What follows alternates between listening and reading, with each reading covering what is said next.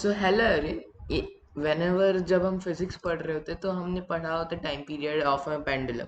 But basically जो जब हम time period of a pendulum पढ़ते हैं तो हमें बताया जाता है कि for a very small angle time period is 2 pi under root L by g. जहाँ पे बेसिकली टाइम पीरियड के ढूंढना है तो क्या हुआ कि ये एक पेंडुलम है जिसे कि हमने छोड़ा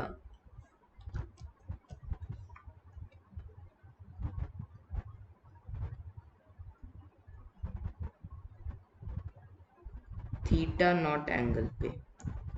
बट द ओनली थिंग कि ये जो फॉर्मूला है 2 pi under root L by g, it is wrong because it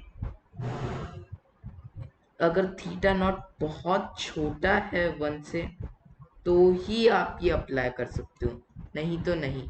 मैं इसका रीज़न बताता हूँ क्योंकि इसका प्रूफ हमें बहुत बार जब पढ़ाया जाता है तो हमें पता होता है कि जैसे कि ग्रेविटी का फोर्स एम जी इधर लग रहा है, तो फोर्स के अगर मैं कंपोनेंट करने जाऊँ तो मुझे ये पता है कि इस डायरेक्शन में ये एंगल थीटा नॉट है, तो ये यहाँ पे ये component m g cos theta naught हुआ, और वहीं ये हुआ m g sine theta naught, sine theta naught. तो इससे एक बात तो क्लियर है कि जो फोर्स है जो कि इस डायरेक्शन में लग रहा है टेंजेंशियली, वो है m g sine theta naught.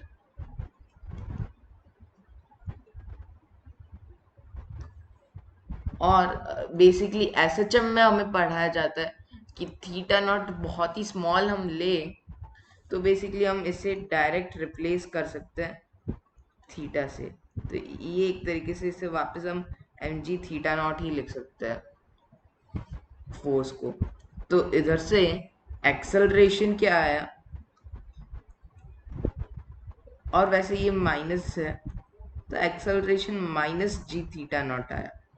और एसएचएम में हमने पढ़ा पढ़ा होता है कि equation of a equal to minus omega square x type की जो इक्वेशंस होती है उनके लिए बेसिकली इधर मेन थिंग क्या है कि साइन थीटा नॉट को हमने बहुत स्मॉल माना तो साइन थीटा नॉट को हम वापस थीटा नॉट लिख देते हैं।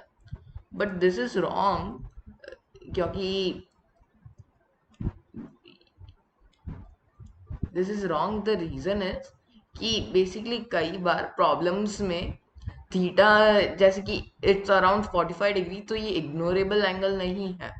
तो बेसिकली इधर ओमेगा, बट हमें जिस तरीके से पढ़ा जाता है तो उससे तो हमें यही मिलता है कि time period is equal to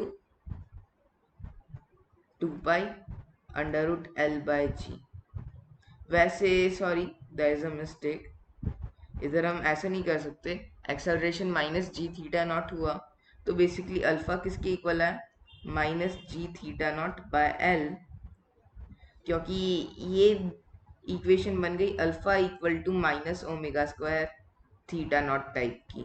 इस इक्वेशन में अगर हम सॉल्व करने जाए, अल्फा से मेरा मतलब है एंगुलर एक्सेलरेशन, तो एंगुलर एक्सेलरेशन इसके बराबर है। तो इधर से टाइम पीरियड आया 2 pi under root L by g. So basically time period इसके बराबर है, तो टाइम पीरियड इसके बराबर कब पॉसिबल है, जब थीटा बहुत ही स्मॉल हो, यानी कि थीटा नॉट 1 से बहुत ही छोटा हो, क्योंकि उसके लिए हम साइन थीटा नॉट को थीटा नॉट के बराबर कह सकते हैं। बट इस वीडियो का पर्पस क्या है, हमें एक एग्जैक्ट फॉर्मूला मिले इसके लिए। सो बेसिकली जैसे कि हम वापस उसी टॉपिक पे आते हैं कि हमें टाइम पीरियड ढूंढना है जिसमें हमें पता है कि मैक्सिमम एंगल थीटा नॉट है, यानी कि थीटा नॉट पे था तब हमने उसे छोड़ दिया। ओके, तो बेसिकली टाइम पीरियड ढूंढने के लिए there is one more method जो कि अभी हम अप्लाई कर सकते हैं, वो है एनर्जी कंजर्वेशन। जैसे कि हमें ये पता है कि इनिशियली जीरो काइनेटिक एनर्जी से मैंने इसे इधर रिलीज किया है, तो इनिशियली सिर्फ ग्रेविटेशनल पोटेंशियल एनर्जी होगी जो कि होगी एम जी देखो ये L है, तो ये length L cos theta naught हुआ, और ये पूरी लेंथ L हुई।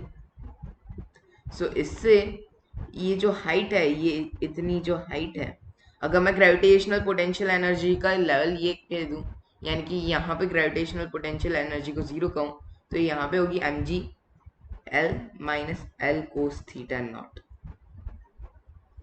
ये हुई ग्रेविटेशनल पोटेंशियल एनर्जी। सिर्फ यही एनर्जी थी बॉब के पास। अब वो किसी एंगल थीटा पे आ गई एट सम टाइम, तो अब उसके पास ग्रेविटेशनल पोटेंशियल एनर्जी इतनी आ गई, ये थीटा नॉट है। अब इसके पास ग्रेविटेशनल पोटेंशियल एनर्जी इतनी आ गई, और काइनेटिक एनर्जी होगी अभी और हाफ एम वी स्क्वायर। तो बेसिकली इधर मैं m कैंसिल आउट कर दूं, तो इसे सिंपलर वर्ड्स में मैं अगर लिखने की ट्राई करूं, तो v स्क्वायर आया 2g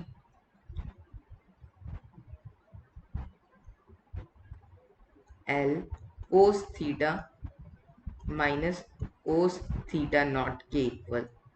तो इधर से v आया under root 2gl cos theta minus cos theta. So basically पिछले वाले अप्रोच में हमने क्या ढूंढने की ट्राई की थी, एक्सेलरेशन, और उससे हमने एंगुलर एक्सेलरेशन ढूंढा था। तो वैसे इधर एंगुलर वेलोसिटी क्या आएगी, ओमेगा। देखो v को हम क्या लिख सकते हैं direct, v is equal to omega L होगा, तो l से मेरे को डिवाइड करना है इसे। तो ये देखो यहाँ पे अंदर आ जाएगा under root 2g/l cos theta minus cos theta naught. यहाँ पे कोस थीटा नॉट को हम क्या से कह सकते हैं, मैक्सिमम पॉसिबल एंगल। ओके, तो ओमेगा इसके इक्वल है, तो अगर अब हमें इसका टाइम पीरियड ढूंढना है, तो इसे हम इस वे में लिख सकते हैं, d theta by d t is equal to under root 2g/l cos theta minus cos theta naught. So basically इधर से आया d t is equal to under root L by 2g into 1 under root cos theta minus cos theta naught d theta. दोनों side हम integrate कर सकते हैं। Okay, so basically ये approach में हमने किया क्या है कि इंटीग्रेशन का यूज करते हुए हम ये सॉल्व करने की ट्राई कर रहे हैं, और वहीं हम ये मान रहे हैं कि इसे हम इंटीग्रेट कर रहे हैं 0 से थीटा नॉट। ठीक है, तो 0 से t/4। इसका रीजन क्या है कि अगर मैंने 0 से थीटा नॉट इंटीग्रेट किया है, तो बेसिकली टाइम पीरियड से तो क्या मतलब हुआ, ये देखो यहाँ तक जाएगा, माइनस थीटा नॉट तक जाने वाला है ये। ओके,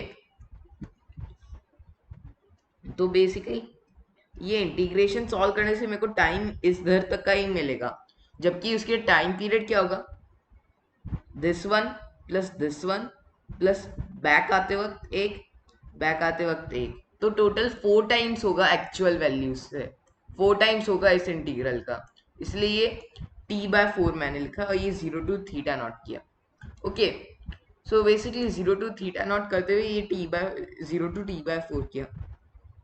तो यहाँ से टाइम पीरियड आया 4 under root L by 2g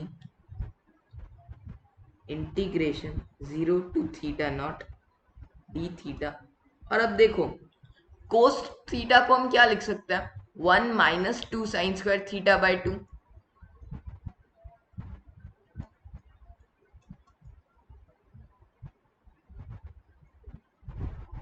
और कोस थीटा नॉट को हम क्या लिख सकते हैं, plus 2 sine square. Cos theta not को भी मैं उसी वे में लिखूं, तो ये जो 1 का टर्म है वो तो कैंसिल आउट हो गया, और ये फाइनली रिफ्रेश करने पर आया t is equal to 4 under root L by g integration, वैसे ये 0 टू थीटा नॉट है, integration 0 to theta naught d theta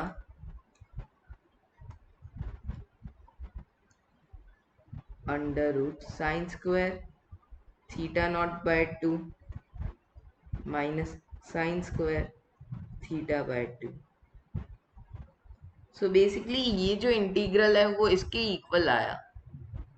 तो बेसिकली टाइम पीरियड ढूंढना है तो हमें ये इंटीग्रल सॉल्व करना पड़ेगा। और वैसे ये इंटीग्रल जो दिख रहा है वो एकदम मॉन्स्टर जैसा लग रहा है। सो आज के इस वीडियो में अब स्टार्ट होता है एक्चुअली पार्ट तो वीडियो का, कि अभी हम पूरे वीडियो में इसका इंटीग्रल को सॉल्व करने की ट्राई करेंगे। ये जो इंटीग्रल है इसे हम पहले तो थोड़ा सिंप्लीफाई करने की ट्राई करेंगे। और this integral is elliptical integral of second kind. मैंने इससे पहले अपने एक वीडियो एलिप्स के पैरामीटर फाइंड करने वाले वीडियो में इसी टाइप के एक इंटीग्रल से डील किया है, आप वो वीडियो जरूर देखना। सो बेसिकली ये टाइम पीरियड इसके इक्वल आया। तो अब मैं इधर कर क्या रहा हूँ, एक छोटा सा सब्सटीट्यूशन कर रहा हूँ, जो कि इंटीग्रेशन में तो हमारी आदत होती है वो करने की। इधर मैं क्या कह रहा हूँ कि let sine phi equal to sine theta by 2 upon sine theta naught by 2। तो time period is equal to 4 under root L by g integration 0 to theta naught d theta. Basically अभी मैं ये सब्सटीट्यूशन पुट तो नहीं कर रहा हूँ, but ये सब्सटीट्यूशन क्यों ले रहे हैं मैं उसका रीजन बता रहा हूँ कि इससे सिंप्लीफिकेशन हम कैसे हो रहा है। इधर मैं क्या ले रहा हूँ, साइन थीटा नॉट को बाहर ले जा रहा हूँ कॉमन लेके, तो अंदर बचा 1 माइनस इस पूरी क्वांटिटी का स्क्वायर। तो अभी तो मैं शॉर्ट में लिखने के लिए इसे साइन स्क्वायर फाई ही लिख दे रहा हूँ। ओके, सो अब हम इसे थीटा वर्ल्ड से फाई वाले वर्ल्ड में ले जाएंगे इंटीग्रल को। सो बेसिकली हमें डी थीटा को डी फाई के टर्म्स में लिखना पड़ेगा। तो जैसे कि इसको दोनों साइड को हम डिफरेंशिएट करें, तो जैसे कि कोस फाई डी फाई यहाँ पे डिफरेंशिएट किया तो आया। और देखो साइन थीटा नॉट बाय 2 एक तरीके से कांस्टेंट ही है, मेन वेरिएबल तो यही है। तो ये इसको डिफरेंशिएट करो तो ये आया कोस थीटा बाय 2, और ड्यू टू चेन रूल यहाँ पे एक 2 का फैक्टर आया साइन थीटा नॉट बाय 2। सो जैसे कि ये एक रिलेशन अभी हमने ढूंढा। इधर देखने वाली बात क्या पता है, थीटा इक्वल टू 0 अगर हम इसके अंदर प्लग इन करें तो फाई इक्वल टू 0 है। Theta equal to 0, phi equal to 0,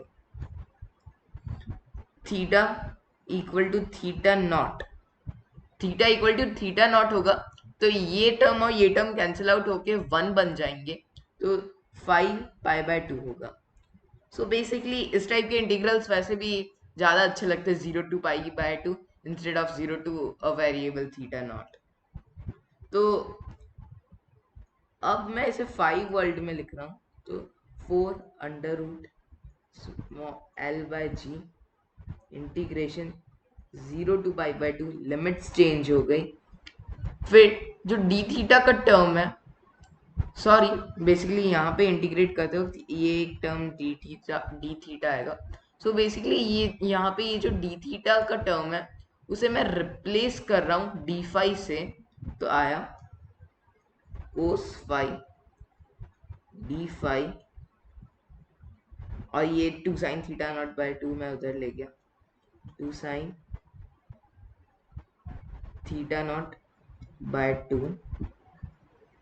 और अभी मैं कोस थीटा बाय 2 को चेंज नहीं कर रहा हूँ, लेकिन अगले स्टेप में हम कर देंगे कोस थीटा बाय 2, और यहाँ पे साइन थीटा नॉट बाय 2, और ये जो 1 under root 1 minus sine square phi है उसे हम यही लिख सकते हैं कोस फाई। तो अब बहुत सारे कैंसल आउट है, cos phi cancel, sine theta naught by two, sine theta naught by two cancel, but यहाँ पे कोस थीटा बाय टू है। वैसे अभी हम फाई वर्ल्ड में, इसलिए हमें थीटा को चेंज करना पड़ेगा और फाई में लिखना पड़ेगा। तो t is equal to 4 under root small l by g integration 0 to pi by 2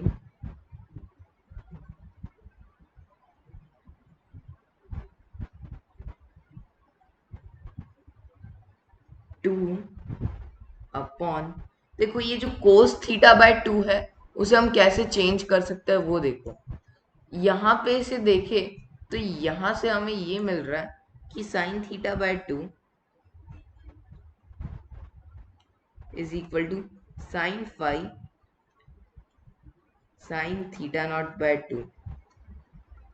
तो यहाँ से कोस थीटा बाय 2 हम ढूंढ सकते हैं, सॉरी जूम इन हो गया, कोस थीटा बाय 2 हम जूम ढूंढे तो ये आया under root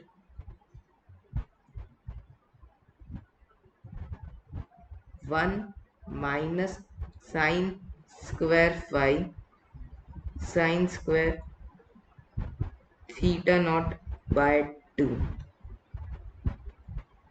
D phi. Okay, so finally ये इंटीग्रल सिंप्लीफाई होते हुए ये बना है।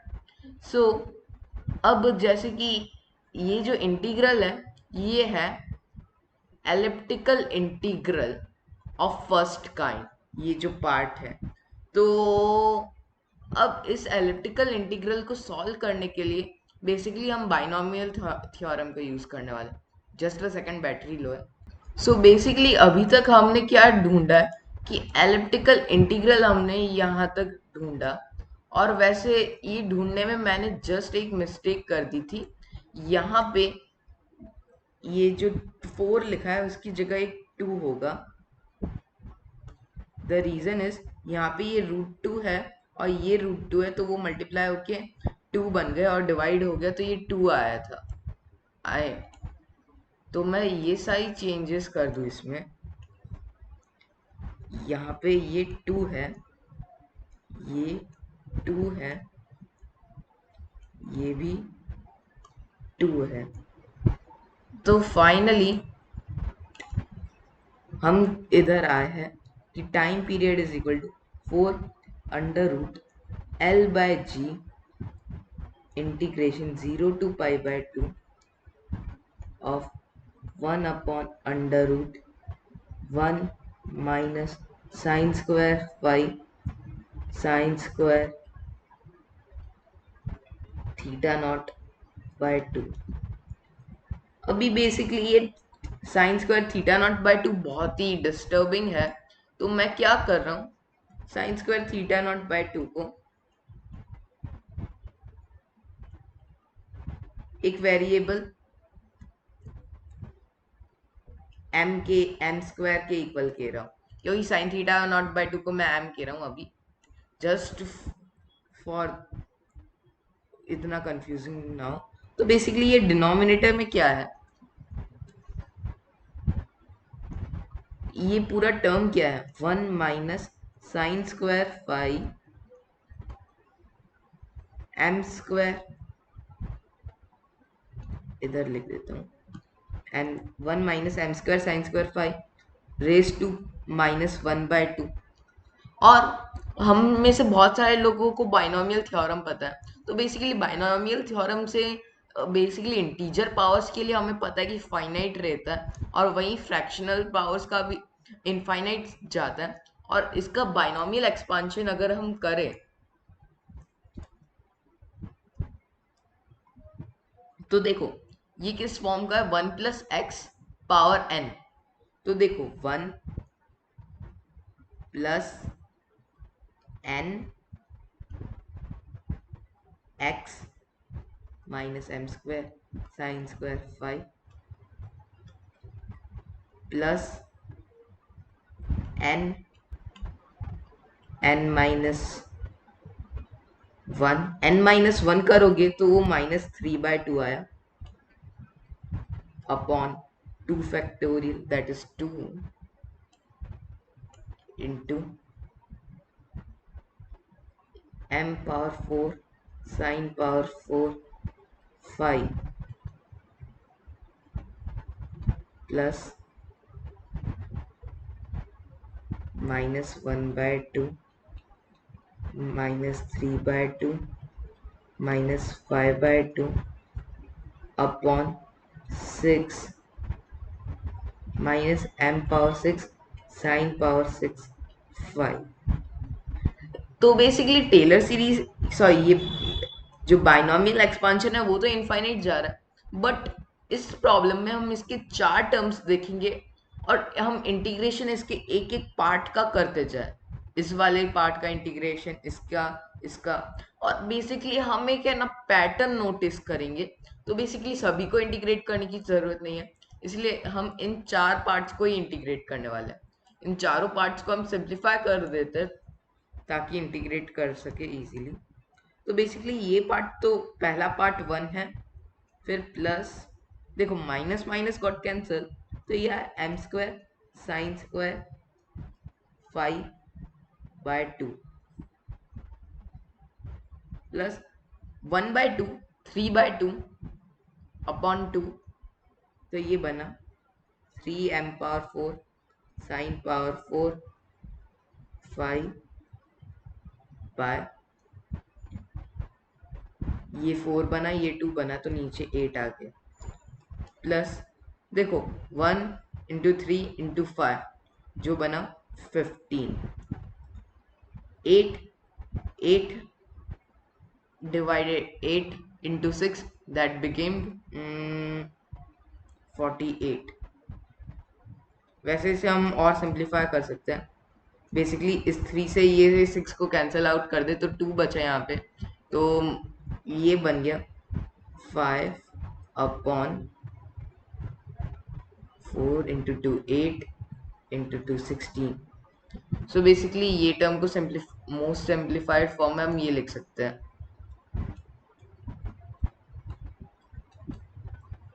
और ये एक सिंपल पैटर्न भी दिख रहा है कि ये 1/2 है, फिर 3/8 5/16 और सिमिलर वे में ये आगे बढ़ रहा है।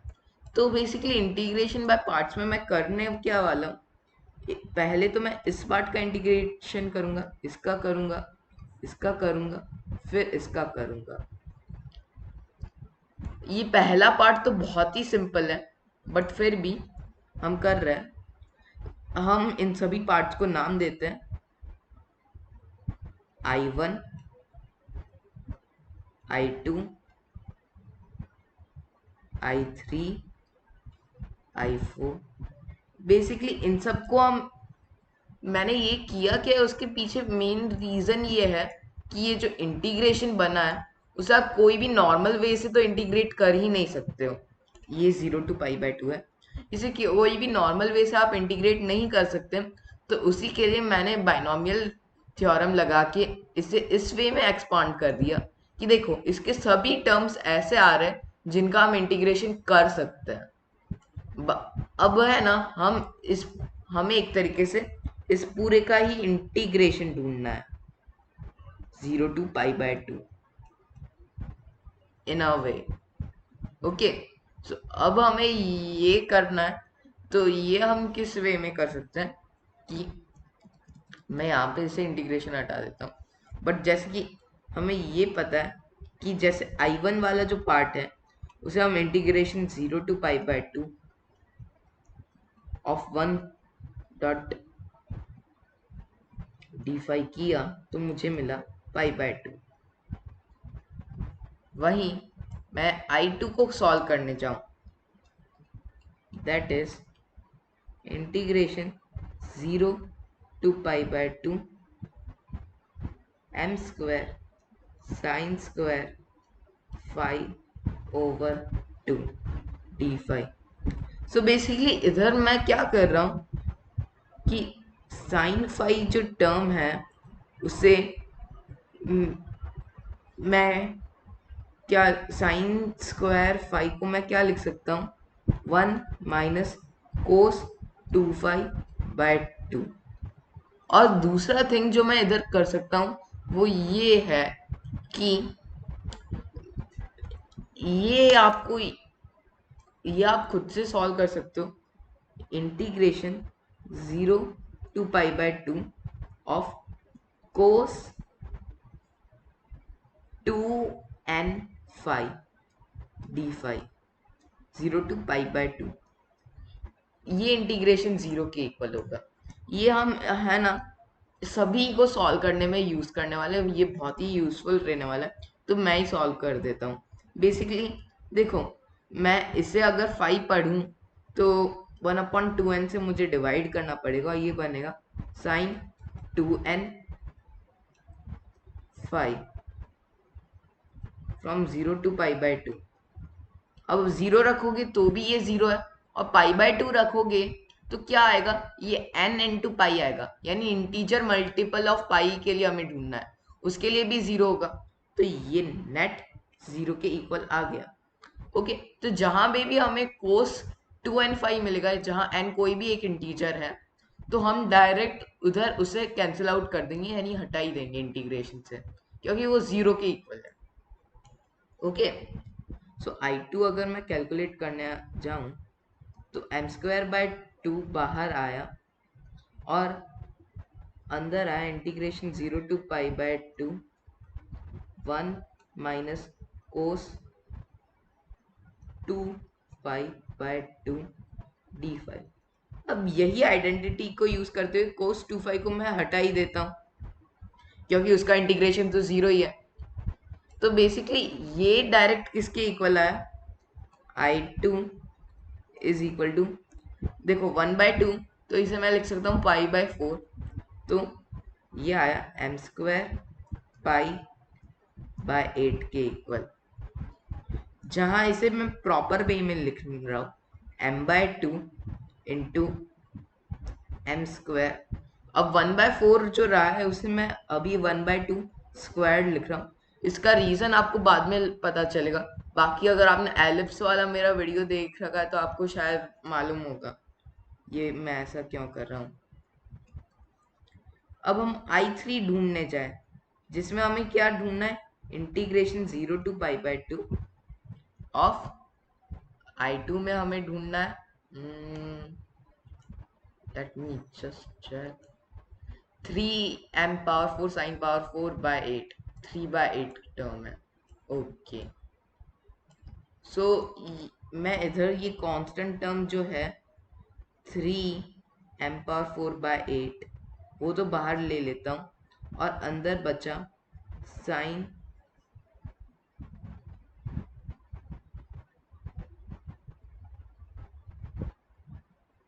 Power 4 5 d5। तो मैं यहाँ कर क्या सकता हूँ कि जस्ट हमारा पहला सब्सटीट्यूशन जो था साइन, यानी कि पहला जो हमने आइडेंटिटी यूज किया था sin² 5 is equal to 1 minus cos 2π/2, ये मैं यूज करूँ और इसको मैं स्क्वायर कर दूं, sin⁴ का मतलब वही हो गया, तो इसे हम स्क्वायर करते हैं, तो 1 प्लस कोस² 2π माइनस 2 कोस 2π/4। ये पूरा टर्म को मैं अभी इधर डाल रहा हूँ। ओके, मैं ये यहाँ से विप अप कर देता हूँ, तो I3 इज इक्वल टू, ये डाल दो, ये जो 4 है उसे तो हम डायरेक्ट बाहर ही ले सकते हैं, तो है 3m⁴/32 integration 0 to π/2 of 1 plus cos 2π minus 2 cos 2π/4 नहीं, वो तो मैं बाहर ही ले जा चुका हूँ, d5। सो अब मैं यहाँ पे कर क्या सकता हूँ कि कोस 2π को रिमूव कर सकता हूँ, क्योंकि इसका इंटीग्रेशन तो 0 ही है। अब जो कोस² 2π है ना, उसे हम क्या लिख सकते हैं, 1 plus cos 4π/2 3m⁴/32 integration 0 to π/2 1 plus 1 plus cos 4 pi. अब सेम लॉजिक अगर हम यूज करें तो मैं ये कोस 4 पाई का टर्म भी कैंसिल आउट कर सकता हूँ। तो ये फाइनली क्या बचा, 3/2 इंटू पाई/2। तो I3 फाइनली क्या है, 3m⁴/32। ये 3/2 बचा अंदर, 3/2 इंटू पाई/2, उसका इंटीग्रेशन सॉल्व किया तो 3 पाई/4 आया बाहर। तो मैं क्या कर रहा हूँ, पाई/2 को कॉमन ले लिया तो अंदर क्या टर्म बचा, 9/32 इंटू 4। 32 इंटू 4 मैं क्या लिख सकता हूँ, 128। और मैं इसे अगर सिंप्लीफाई करके लिखने की ट्राई करूं तो ये हुआ 1.3/2.4 का स्क्वायर। तो बेसिकली मैंने ऐसे इस वे में क्यों लिखा है, इसका रीजन है कि जस्ट हमने पहले क्या देखा था, हमने I2 को किस वे में लिखा, 1/2 स्क्वायर। ओके, अभी ये m⁴ का टर्म है, वो मेरा रेक है जस्ट यहाँ पे अंदर m⁴ का टर्म है, ठीक है। इससे अगर आप एक्सपांड करो तो ये भी सेम के इक्वल आ रहा है। और वैसे ये यहाँ पे ये 128 नहीं, ये 64 है। ओके, तो और यहाँ पे मेरे को ये m⁴ लिखना है। तो बेसिकली अब हम एक पैटर्न नोटिस कर रहे हैं कि पहले 1/2 स्क्वायर था, अब 1.3/2.4 स्क्वायर है, तो नेक्स्ट होगा 1.3.5/2.4.6 स्क्वायर। तो ये हम चेक करते हैं कि I4 के लिए भी ये करेक्ट है। अगर I4 के लिए भी ये करेक्ट है तो हम कह सकते हैं कि ये पैटर्न फॉलो हो रही है। ओके, सो I4 में क्या है वो मैं चेक कर लेता हूँ। बेसिकली I4 में है 5/16, सो 5/16 है I4 में मल्टीप्लाई में, और अंदर तो वही m⁴ और sin⁴ है। I4 इज, सॉरी क्या था, I4 is 5/16, yes. Basically I4 5/16 के इक्वल है, तो 5/16 integration 0 to π/2 m⁴ sin⁴ phi d⁵। सो मैं से यहाँ पे सॉल्व कर रहा हूँ।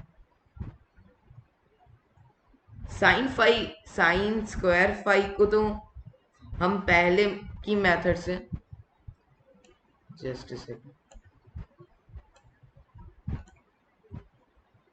हाँ, तो बेसिकली साइन स्क्वायर फाई को तो हम यही लिख सकते हैं, 1 minus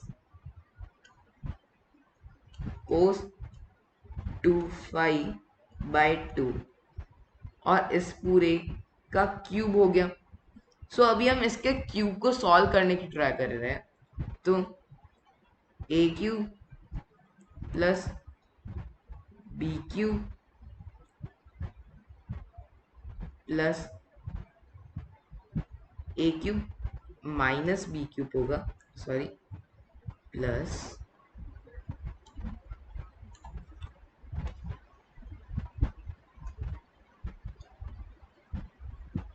3 cos 2phi 1 minus cos 2phi/8। तो अगर हमें इसको डिग्रीज के हिसाब से लिखे तो ये बना 1 माइनस 3 cos 2phi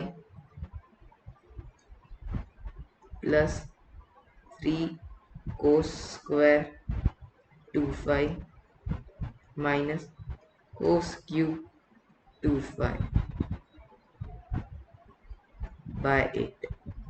सो प्रीवियसली मैंने बताया हुआ कि इंटीजर मल्टीपल का जो टर्म है उसका इंटीग्रेशन 0 का, अभी मैं बेसिकली इसे यहाँ से हटा ही दे रहा हूँ क्योंकि इसका इंटीग्रेशन 0 है। फिर जो कोस स्क्वायर 2 फाई है उसे हम सिमिलर वे में सिमिलर जैसे कि हमने पहले की प्रॉब्लम में किया था, इसे हम वैसे ही लिखे 3 + 3 cos 4 phi minus cos cube 2 phi. So basically अब हम यहाँ से कोस 4 फाई भी हटा सकते हैं। Just a second, power down हो। सो जैसे कि यहाँ पे हमने मोस्ट ऑफ द टर्म्स हटा ही दिए थे, अब जस्ट ये रह रहा था cos cube 2 phi. So basically हम कोस क्यूब 2 फाई को कैसे लिखे, हमारा मेन मिशन क्या है कि इसे हम है ना पावर को हटा के इन टर्म्स में लिखे, 2 फाई 4 फाई 6 फाई ऐसे सारे टर्म्स में लिखे। सो क्यों ना हम ये फॉर्मूला यूज करें, कोस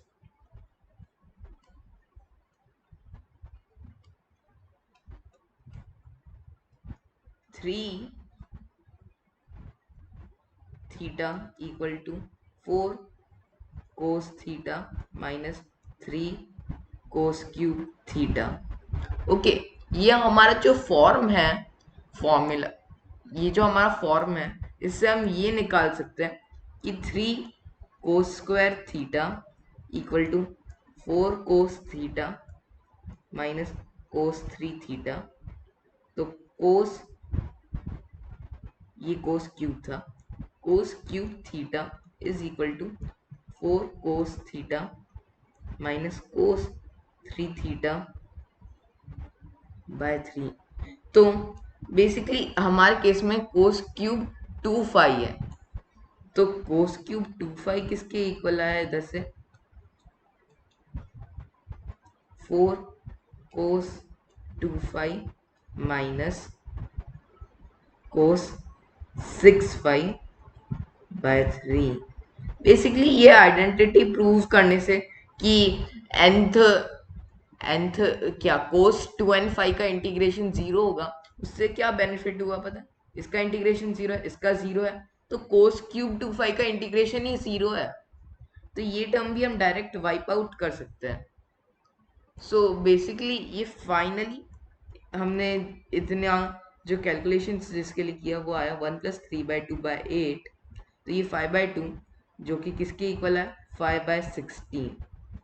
okay, so basically in short ये भले हमने सॉल्व नहीं किया, बट ये फाइनली किसके इक्वल है, देखो 1 + 3/2/8।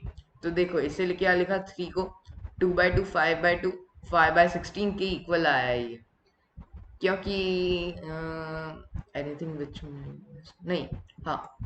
सो बेसिकली ये पूरा इंटीग्रल सॉल्व करने के बाद हम ये कह सकते हैं कि 5/16 m⁻6 बाहर ले लिया और इसे लिखा 5/2 into 5/16।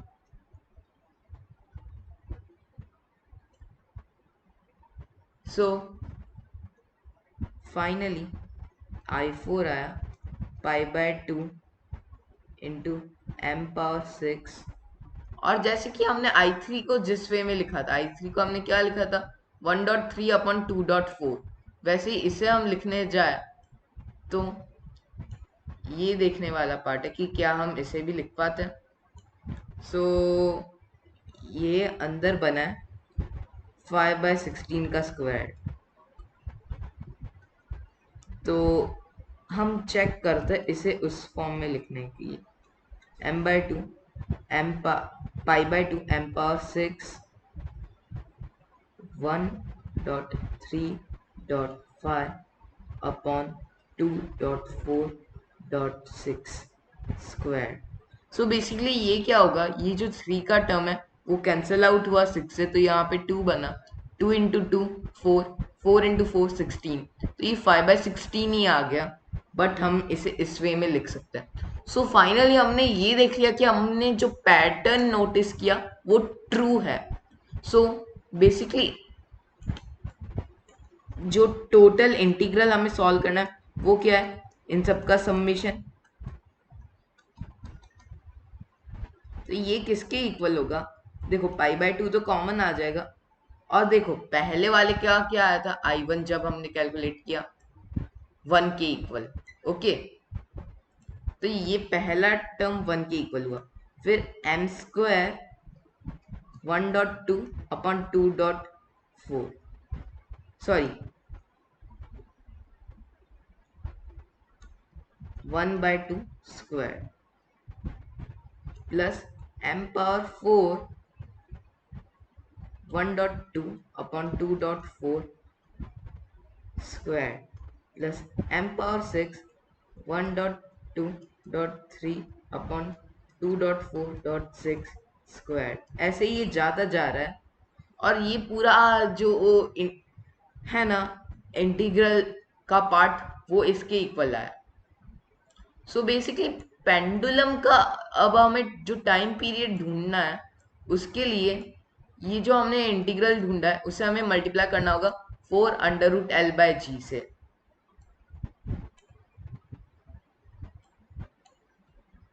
Time period equals to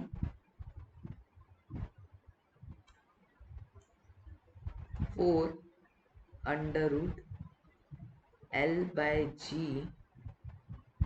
4√L/g से इसे मल्टीप्लाई किया तो यहाँ पे तो 2 ही आ गया, 2 और ब्रैकेट में आया 1 plus m² 1/2 square plus m⁴ 1.2 upon 2.4 square plus dot dot dot. और इधर हमें पता है कि m किसके इक्वल है?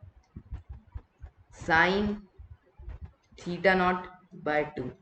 बेसिकली जो हम नॉर्मली पढ़ते हैं वो ट्रूथ तो है कि 2π√L/g होता है, बट प्लस ये जो टर्म होता है ना, इसे हम यूजुअली इग्नोर करते हैं। द रीजन इज कि सबसे पहले तो θ0 को हम बहुत ही स्मॉल ले रहे हैं। चलो θ0 बहुत स्मॉल नहीं होता तो भी अगर हम इसे इस वे में लिख सकते हैं, sin² θ0/2/4। तो बेसिकली ये ऑलरेडी टर्म इतना ज़्यादा छोटा हो गया कि इसे अगर हम इग्नोर करें तो प्रैक्टिकली कोई इफेक्ट नहीं पड़ेगा। सो बेसिकली प्रैक्टिकल पर्पज से जो हम पढ़ते हैं वो करेक्ट है, बट थ्रू मैथ्स हम ये प्रूव कर सकते हैं कि when we calculate this volt thing, तो ये पूरा इसके इक्वल आता है। इट मतलब approximation is good, but we should know the actual thing. So यही मेरे को आज प्रूव करना था। और ये जो इंटीग्रल्स है, these are known as elliptical integral, जिन्हें हम नॉर्मल किसी भी इंटीग्रल के सब्स्टिट्यूशन मेथड से नहीं कर सकते, यानी कि फीमन टेक्निक, इंटीग्रेशन बाय पार्ट्स और डिफरेंट मेथड्स के थ्रू नहीं कर सकते। इनमें हम बाइनोमियल एक्सपांशन लगाते हैं, जिनसे वो एक्सपांड हो जाता है और टर्म बाय टर्म में हम इंटीग्रेट कर देते हैं। आई होप आपको ये सोल्यूशन बहुत ही मज़ेदार लगा होगा, क्योंकि बेसिकली हम जो पढ़ते हैं वो एक अप्रोक्सीमेशन है इस टर्म का, और ये इतना वास्ट टर्म जो आया है। Okay, bye everyone.